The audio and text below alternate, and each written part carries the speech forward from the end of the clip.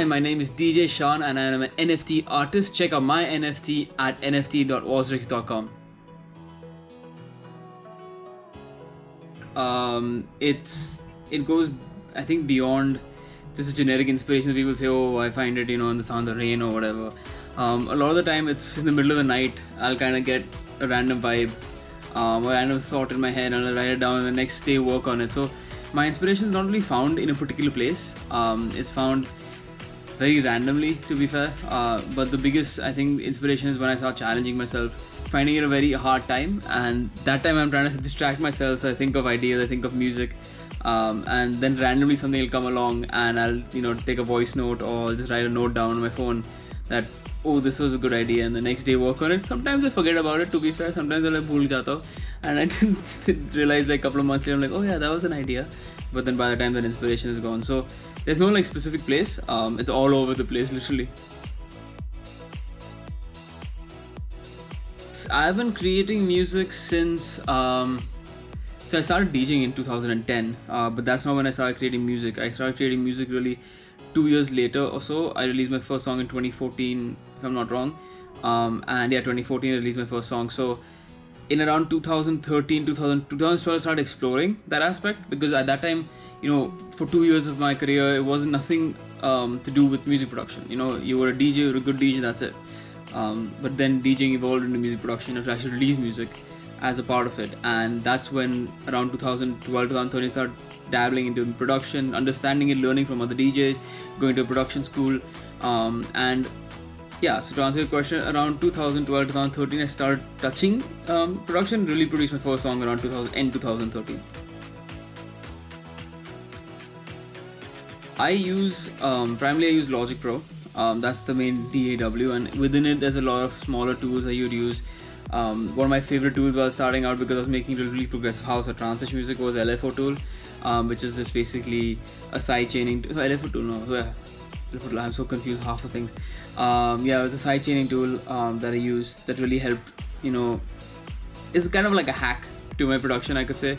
Back then I used Nexus synths a lot for my pianos, which then I slowly moved over to Silence because I was making more dance productions. Then from there I moved to Serum, and I use a combination of Silence and Serum in terms of the synths and the lead sounds and so on. But there's a lot of endless tools, and a lot of stuff in Logic itself are very, very useful. I started producing on GarageBand, so I started using those tools, and I actually found them pretty useful. And it comes within the project, so it's not it's not an external expense. And a lot of these external expenses are quite a bit at the end of the day.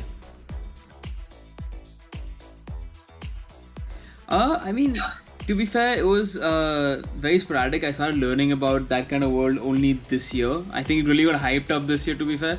Like 2020, 2021 really got, everyone started learning about it as a passive way of income for people and artists. And generally that was, investing in a Bitcoin, Ethereum and Shiba Inu, all that stuff. But I think Manan, who's sitting right here, he kind of showed me the world of NFTs. I knew it to some extent, but on a very shallow basis. And we had a conversation in Pune and in other places about NFTs and so on. And he showed me the WazirXNFT Marketplace, and I was like, oh shit, this exists. That time we kind of decided that it was a shot in the dark. We saw, that same day we explored WazirXNFT Marketplace. We said, oh, do this, be so dope for musicians, and when they open up for musicians, it'll be so cool, we should try and get in there. So we were trying to find contacts on LinkedIn and places to kind of see what we could do as artists, individually artists, myself.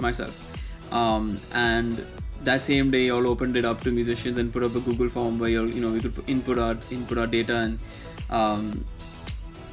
put a submission on trying to be a part of this. And the next couple of days, we got an email back from you guys saying that, hey, we'd love to have you on. And that's kind of how that journey started.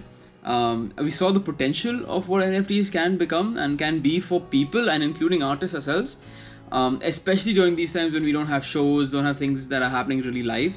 There's a huge potential that this can fulfill.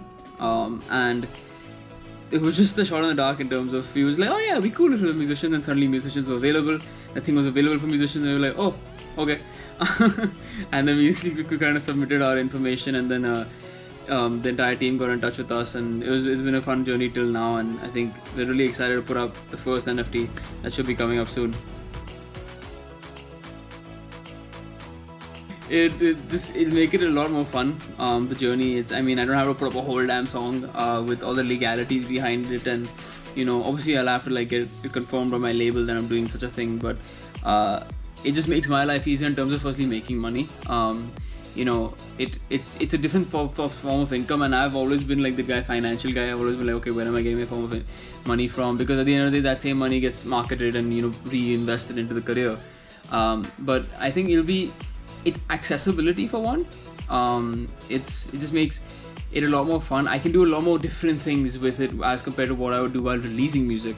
I could put out stuff that is not really my core competence in terms of my genre, that can be accepted and can be shown a new side of who DJ Shaan is, as well as collaborate with other visual artists who could use my music and use their visual skills. And that's what's happening kind of for the first NFT is I'm speaking to a guy that I've even a conversation with, but because shows aren't happening, what do I collaborate with him on? So this became a way of collaborating with him, and it just opens a whole new journey. It opens a whole new landscape of things that are possible for artists, including myself as a musical artist. We've seen what graphic designers are doing and visual artists are doing, and it's incredible. Gives me a lot of freedom to have a lot of fun, and collaborate with different people without the whole heaviness of streams and playlisting. It's just one person can buy the NFT, one person or two people or three people can buy the product, feel like they own something, own a part of the journey, and own a part of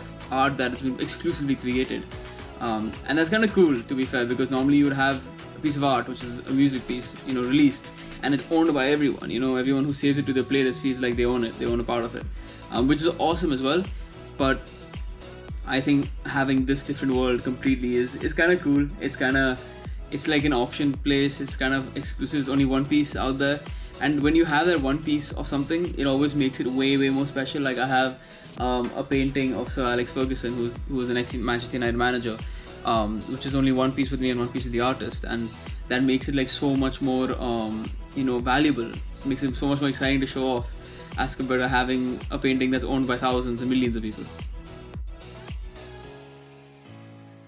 For that particular piece of art, it's a very different sound of mine. It's not something I've done before. It's firstly different. I don't want the same piece of art or same sound to be available on a Spotify. I want this person to be like, dude, Shaan made this and he's never made this before. He's never going to make it again.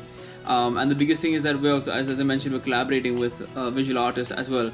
So the whole 360 piece of that is just something. It's a one-off, and that's what we try to do, is personally challenge myself to create something very, very different, that's not been released anywhere, not sound like that. You don't think it's a DJ Shaan sound anywhere. So you will get this unique piece of art that I have created with another visual artist that you probably have never heard. You're never going to hear again. You probably never have heard this side of Shaan before. So that's, I think, the most exciting part, and that's what makes it unique. That's what makes it a one-off piece that no one's ever gonna probably hear that side of me again.